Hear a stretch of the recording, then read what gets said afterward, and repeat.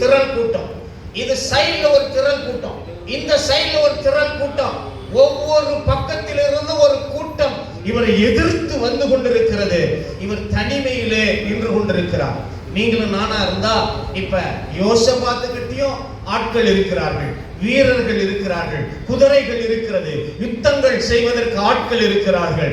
ஆனால் இந்த யோசபாத்தோ கர்த்தர் அவனோடு இருக்கிறபடியினாலும், கர்த்தருடைய வழிகளில் அவன் நடக்கிறபடியினாலும், கர்த்தருடைய வசனத்தை போதிக்கிறபடியினாலும், நான் மாம்சத்தோடும் யுத்தம் பண்ணாமல், என்னுடைய சுயபலத்தை நான் சார்ந்திராமல், கர்த்தருடைய பலத்தை சார்ந்து நான் இந்த யுத்தத்தில் இறங்க வேண்டும் என்று ஒரு திட்டம் தீட்டினான். அல்லேலூயா.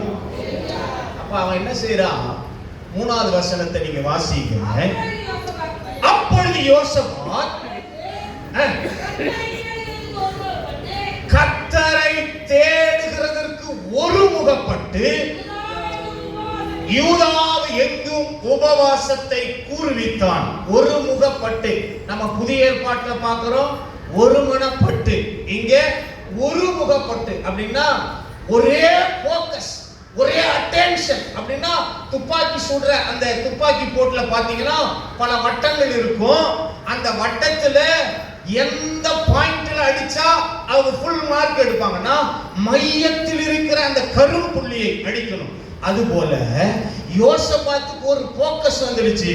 என்னன்னா நமக்கு அவரை பார்க்கலாமா, இவரை பார்க்கலாமா, இப்படி செய்யலாமா, அப்படி செய்யலாமான்னு மனசு நம்மள அப்படியே அல்லாட கடிக்கும். என்னன்னு சொல்றாரு? ஒரு தேசத்துக்கு விரோதமா ஒரு தேசம் எழும்புகிறது, ஜனங்களுக்கு விரோதமா ஜனம் எழும்புகிறது. ஒரு யுத்தத்தின் செய்தி கேட்கக்கூடிய காலத்தில் அவன் வந்து விட்டான். இப்போது ஆண்டவரே, இப்படிப்பட்ட பிரச்சனைகளுக்கு நடுவா நான் என்ன செய்யணும்னு தெரியல, எப்படி இதை சமாளிக்கிறதுன்னு தெரியல, என் வாழ்க்கையில நான் எதை சாதிக்கணுமோ அதை சாதிப்பதற்கு முதலாவது பட்டணத்தில் இருக்கிற எல்லாருக்கும் ஒரு அறைக்குவல் சொல்றான். நம்ம தேசத்துக்காக உபவாசம் பண்ணி ஜெபம் பண்ணுவோம்.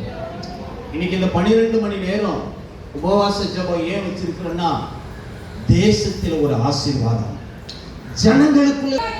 நன்றாய் கவனிங்கள். ஒரு ஜெபம் என்ற அறைக்குவலை கேட்ட ஜனங்கள், அப்படியே யூதாவின் ஜனங்கள், நல்ல கவனிங்க. அதுல அந்த வசனத்துல கர்த்தரிடத்திலே, அல்லேலூயா சொல்லுங்களேன்.